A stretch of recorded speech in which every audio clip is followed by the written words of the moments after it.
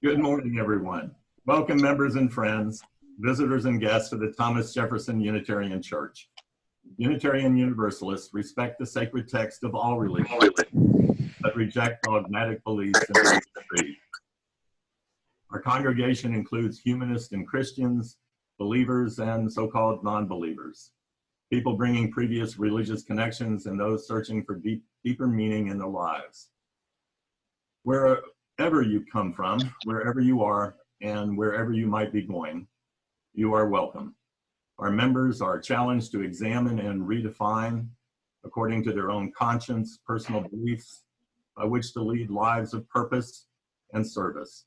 Our goal is to build a community of open hearts, inquiring minds, and helping hands. If you are a visitor with us today, we invite you to contact our membership coordinator, Janet Taylor, and receive our newsletter and email updates. Contact information for her is in our church, at our church website. And please visit our TJ Facebook page. Please join us after the service for what we call coffee chat. Bring the beverage of your choice, and I'll break you into small groups, and you'll be able to check in with each other and have a good conversation, and perhaps get to know someone you might not know so well. I have just a couple of announcements. Please remember that we have a congregational meeting coming up in 1 week. It'll be on the 17th, 1 p.m. I believe, and you'll be able to join it by way of Zoom. We'll be talking about the budget, and there will be a town hall meeting on Wednesday of this week. And there was an email that went out about all of this, and you'll receive an email invite to attend both the town hall and the congregational meeting. Please know that Reverend Kathy's class on white fragility will begin this week. Tomorrow, she'll be sending out an email with an invitation to join for those who have registered. An invitation to join by way of Zoom. 30 people have registered, including 8 people from First UU, which I think is wonderful.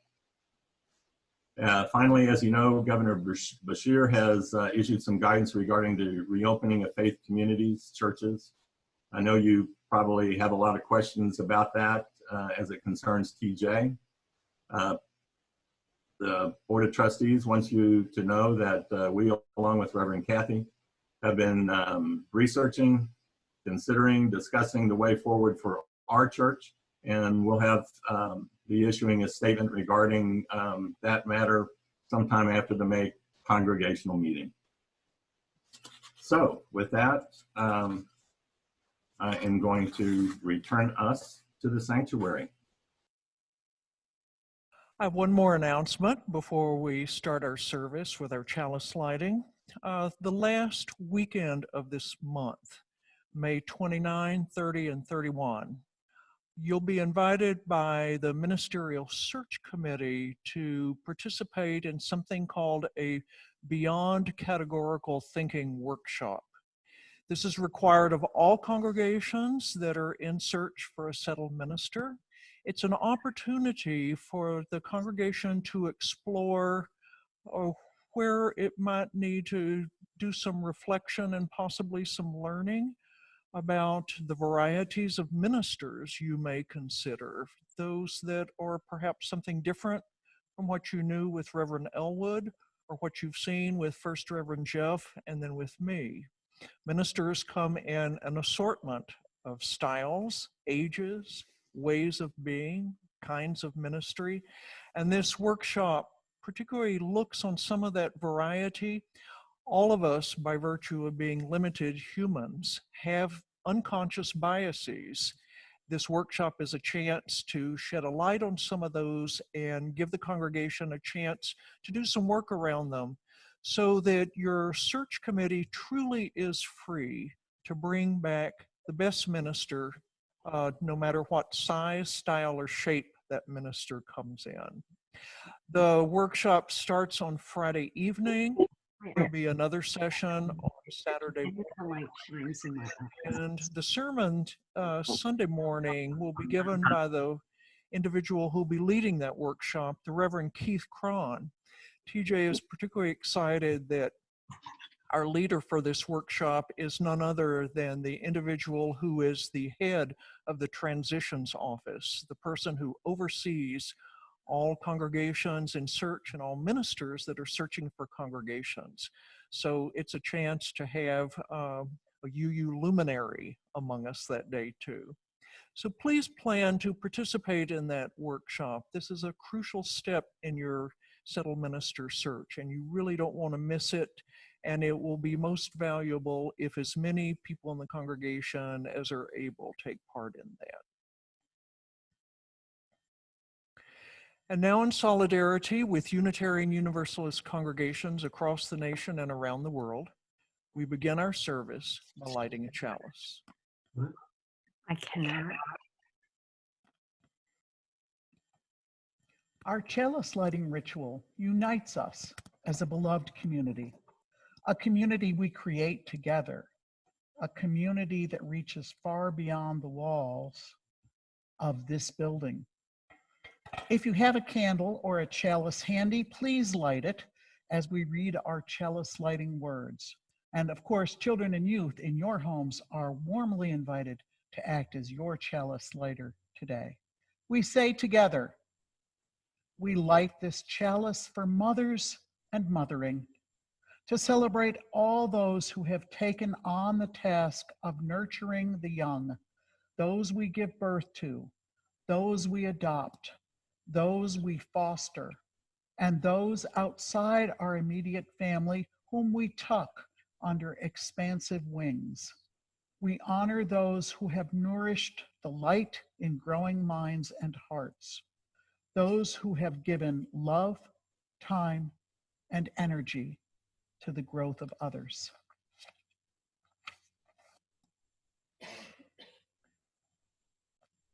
Our opening words this morning are distilled from the writings of several Unitarian Universalist ministers.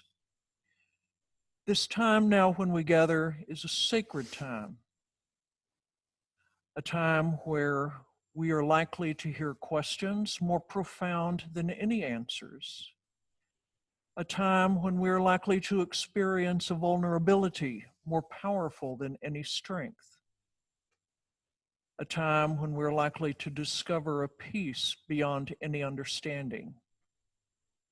This is a sacred time when we come together not in body, but in heart and spirit.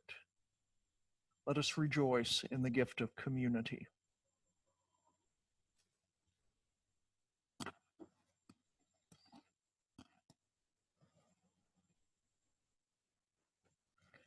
I'll bet that everyone knows that today is Mother's Day.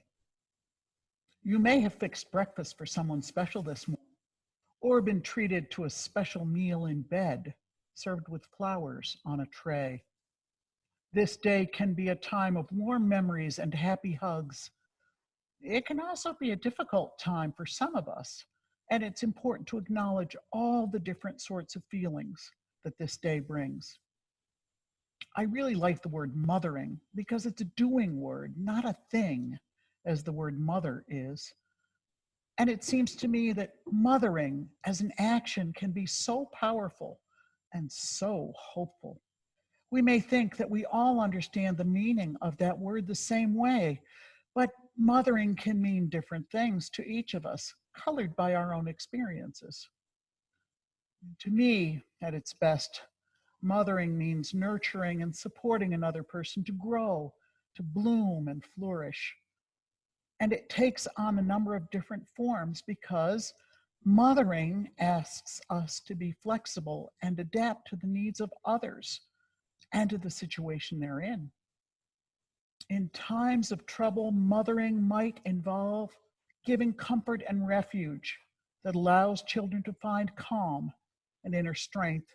And at other times, it might involve gentle encouraging or even firm prodding that pushes young people to grow past their comfort zones. And sometimes that takes someone who's doing the mothering out of their comfort zone. I'm thinking of a mother bird pushing a baby out of the nest when it needs to learn to fly. Yes, to me, mothering really does mean to nurture.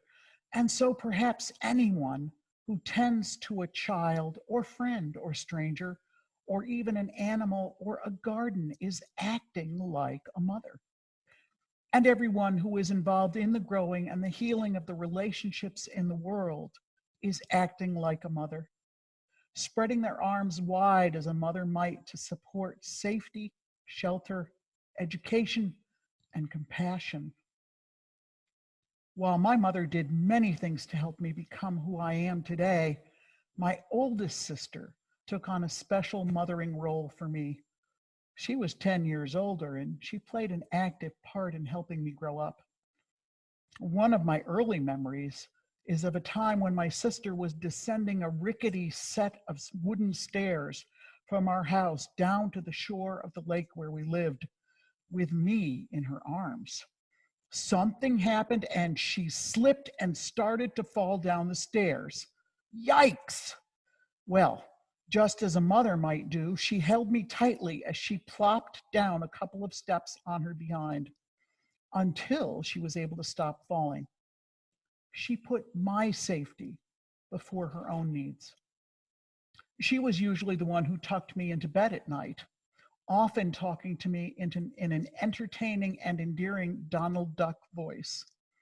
It was quite a job to get me settled down much of the time because she got me laughing so hard.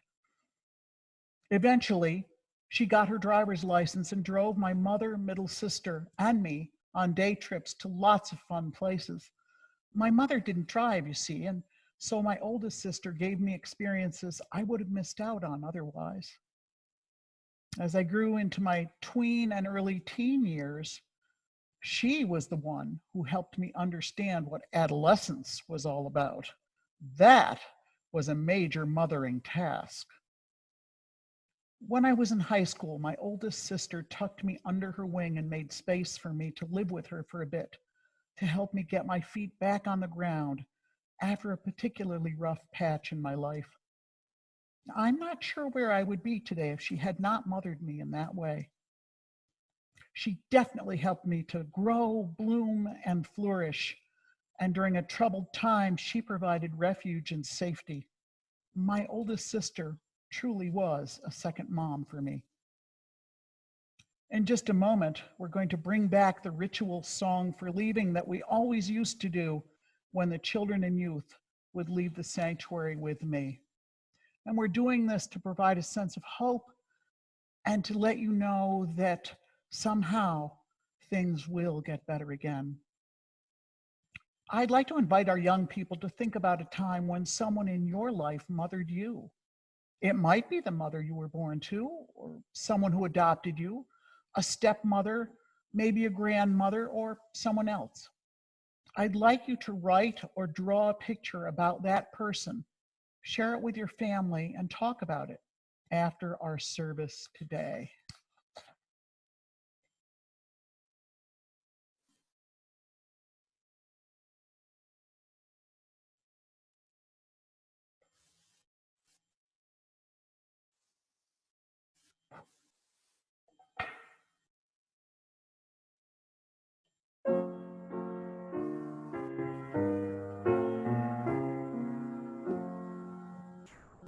We hold you in our hearts with love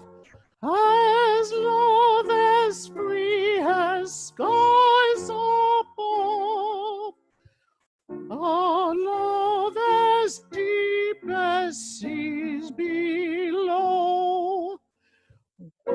love you more than words can show.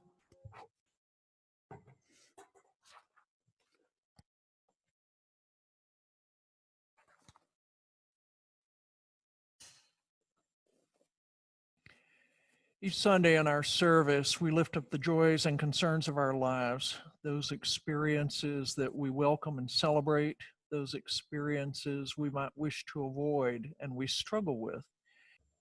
Each Sunday, we do have an offertory time, even though we aren't here together in the sanctuary passing the plate. We have options for digital giving on our website and invite you to avail yourselves of those.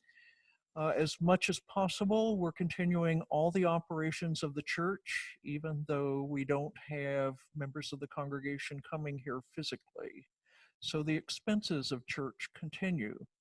Thank you for your generosity.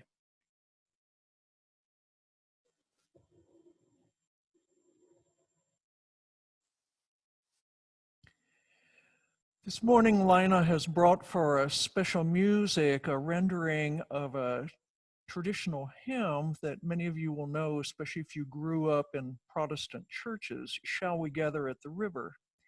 Interestingly, this hymn was composed during a time not unlike what we're enduring now, a summer of misery in New York, where waves of illness were sweeping through the city, and it seemed like there would never be any relief.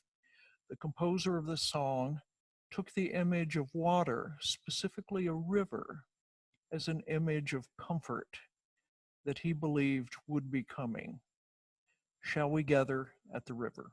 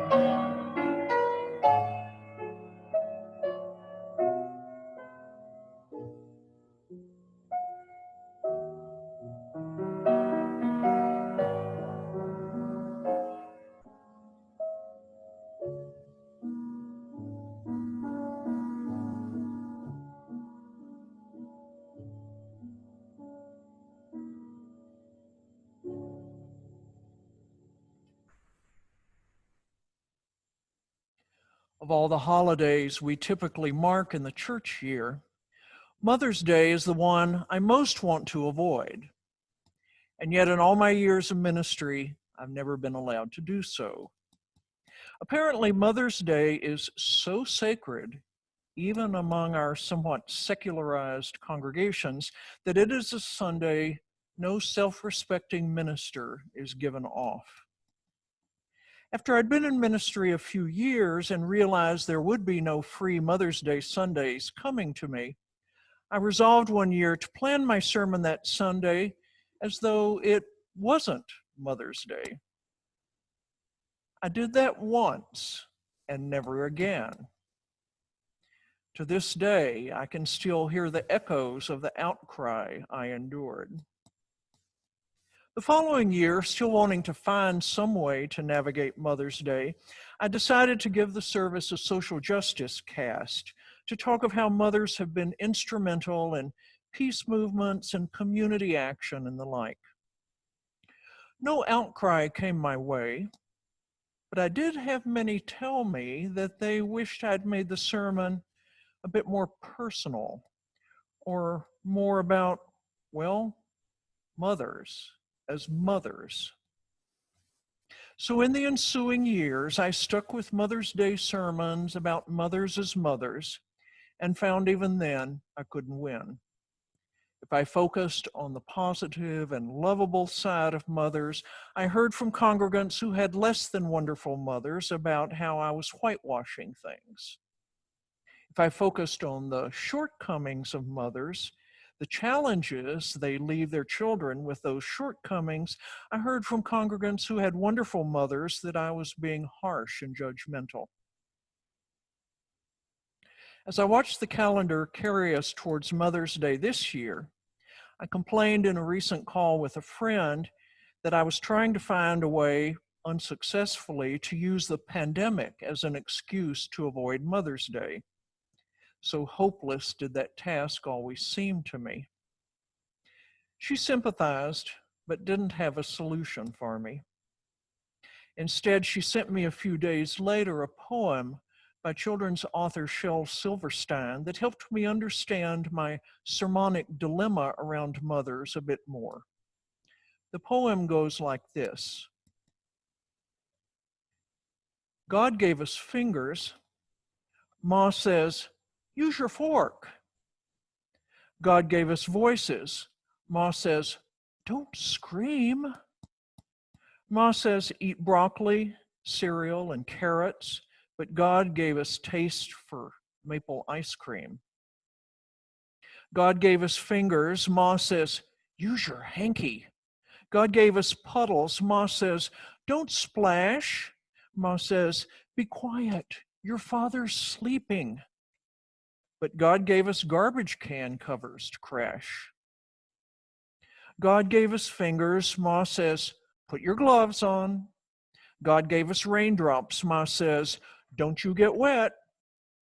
Ma says, be careful and don't get too near those strange, lovely dogs God gave us to pet. God gave us fingers. Ma says, go wash. But God gave us coal bins and nice, dirty bodies. And I ain't too smart, but there's one thing for certain. Either Ma's wrong or God is.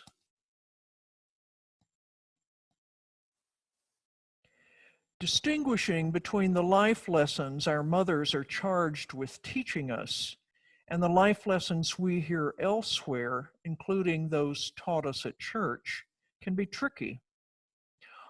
Sometimes we're inclined to find spiritual teachings hard and confining, running contrary to what might seem to be an easier way to live when one is not trying so hard to be spiritual. Yet Silverstein heads in the opposite direction, suggesting that the world God created and invites us to explore has none of the restrictive rules for good behavior that we learn from the adults around us, beginning most powerfully from our mothers. Think of the last time you saw a child behaving in ways you disapproved of, whatever the setting might have been and whatever the behavior might have been. One of our automatic responses in such situations is to negatively judge that child's mother.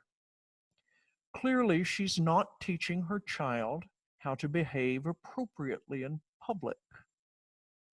Curious that we're less likely to judge the child's father in this fashion, or even both the parents, but instead, when the response is an automatic, unconsidered one, the judgment is aimed squarely at the mother.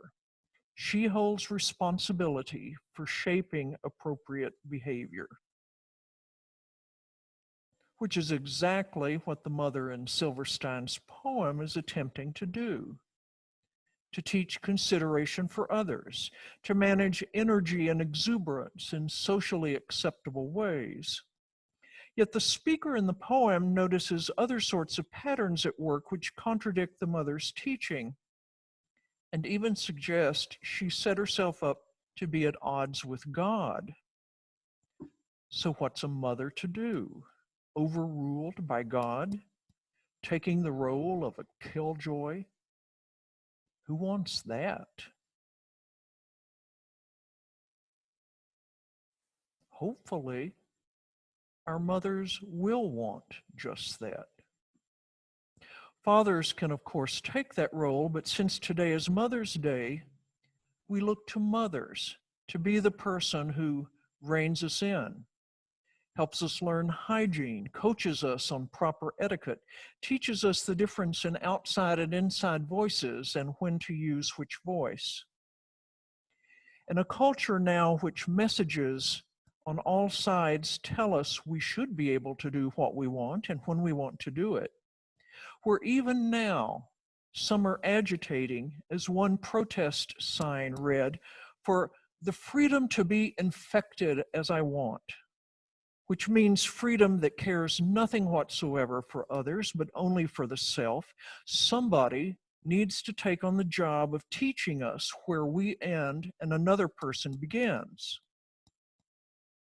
It might as well be the one person who's been with us since the day we began, who saw us when we were utterly dependent creatures, incapable of doing anything for ourselves, who bit by bit helped us navigate the difficult journey from that total dependency towards an ever greater measure of independence.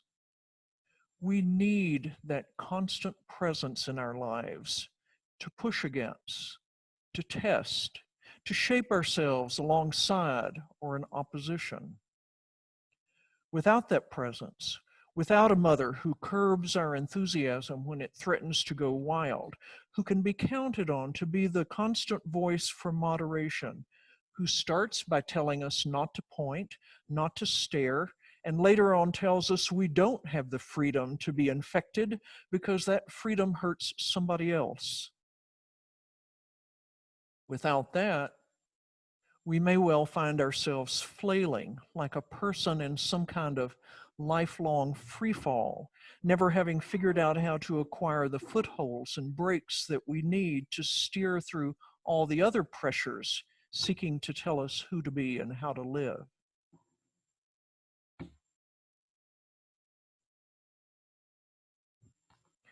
Mothers and God get mixed up in our experience in some complicated ways, to the point where it may become difficult to ascertain when we're hearing mom and when God is speaking. Silverstein discriminates between the two by associating mom with control and God with freedom. We actually need both control and freedom for wholeness. So we look to mothers, whether living and still available to us, or deceased and now residing in our memories, to be the guiding voice that overrides other voices who want to direct us but do not always have our best interests at heart. Whether we accept her guidance or push against it, we still need mom's voice as we make our way home on our journey to our best self.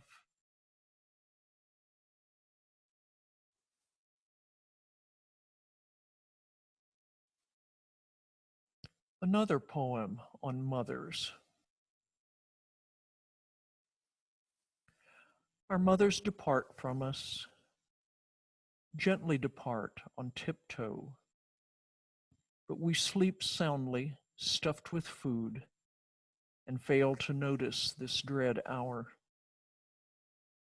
Our mothers do not leave us suddenly. No, it only seems so sudden. Slowly they depart, with short steps down the stairs of years.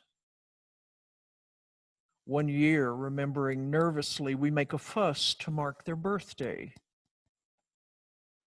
But this belated zeal will save neither their souls nor ours. They withdraw ever further, withdraw even further. Roused from sleep, we stretch towards them. But we're too late. We watch our mothers in columns quiet and austere, departing from us.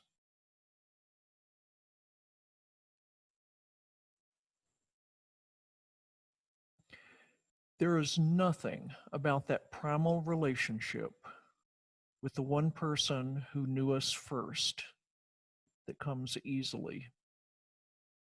Whether the mothering is mostly good or mostly hurtful, whether we have a mother who lives long and remains a part of our lives for much of our lives, or whether she's a mother who dies soon so that we mostly live as motherless children, whether we grew up with a single mother or a mother with a mate, whatever sort of mother we had, the relationship with that person seems not to come easily to us.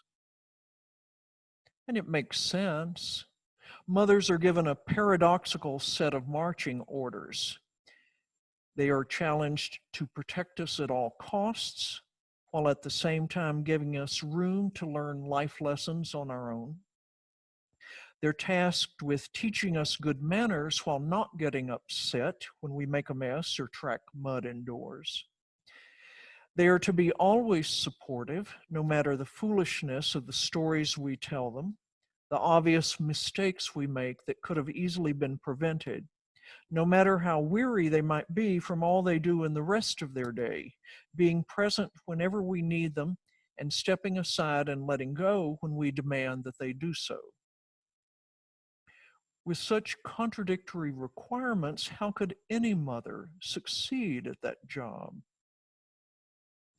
And yet success, absolute unwavering success, is what many of us, encouraged by one-sided cultural images of motherhood, expect of our own mothers. When she fails in some fashion, as all mothers do, it can take us many years of living and seeing ourselves fall short before we become able to accept the failures of our mothers as inevitable, the shortcomings of a mere mortal. I remember vividly one time when my son was small and came home from a play date with another boy. He asked me whether he could trade me for his friend's mother because she was so much more fun than I was. These days, he's an adult, and his Mother's Day cards often include heartfelt notes of appreciation for my mothering efforts, even though I'm still not cool. In a similar fashion, I remember fiercely wanting to be adopted by an aunt and uncle because that aunt was interesting in a way my weary, boring mother never was. Once I became a parent myself, I often felt amazed by all my mother accomplished while raising 6 children, while I found myself frequently exhausted raising 1 child.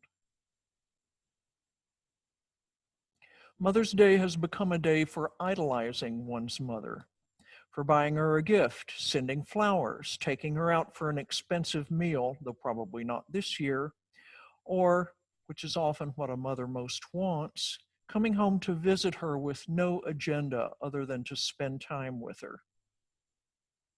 But speaking as a mother myself, There's a dark side to finding oneself idolized. However much fun that adulation can be, it allows no room for failure. An idol, by definition, never changes, is always and everywhere the same. So while we speak this Mother's Day in terms of our saintly mothers and all they did for us, we might do those saintly mothers a great favor and eliminate the saintliness from our images of them. Better to see mothers as the flawed human beings they are, people who did much good, along with sometimes colossal failures in doing good, who gave us life and did what they could, however skillfully, however ineptly, to launch us into our own far from perfect lives. What we celebrate today is not the superhuman mother who did it all and did it right and met our every need. What we celebrate today is the ordinary mother who struggled, who pushed past fatigue and frustration to love us as best she could, who taught us through her struggles how to be resilient and accepting of shortcomings in her and in others and in ourselves. We celebrate mothers who are our first images for the glory and sorrow of what it means to be fully alive.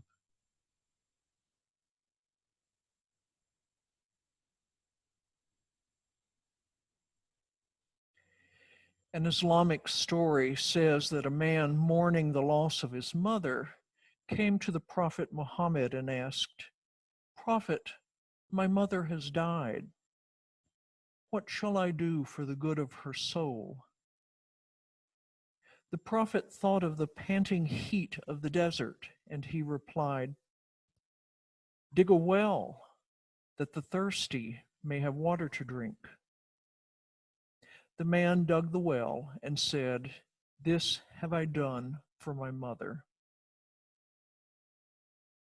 This Mother's Day, along with the cards and flowers and phone calls, may we take a moment to experience and share perhaps the greatest gift a mother gives us, a heart that cares for another. When we care for another, as we care for another, we pay our own mothers, wonderful, maddening, inspiring as they have been, the greatest tribute of all.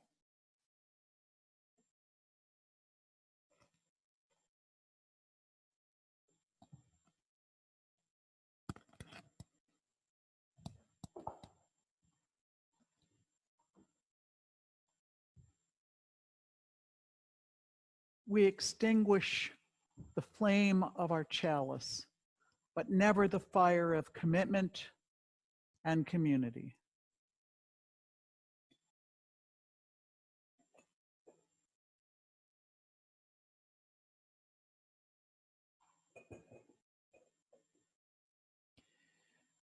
In the name of the Father and of the Son, in the name of the Mother and of the Daughter, in the name of the community gathered this morning, and in the name of the love that is in us all, and in all things, and beyond all things. Shalom, Salam. namaste, Blessed be. amen, stay well. That concludes this morning's service. I first want to wish all of our mothers a happy Mother's Day.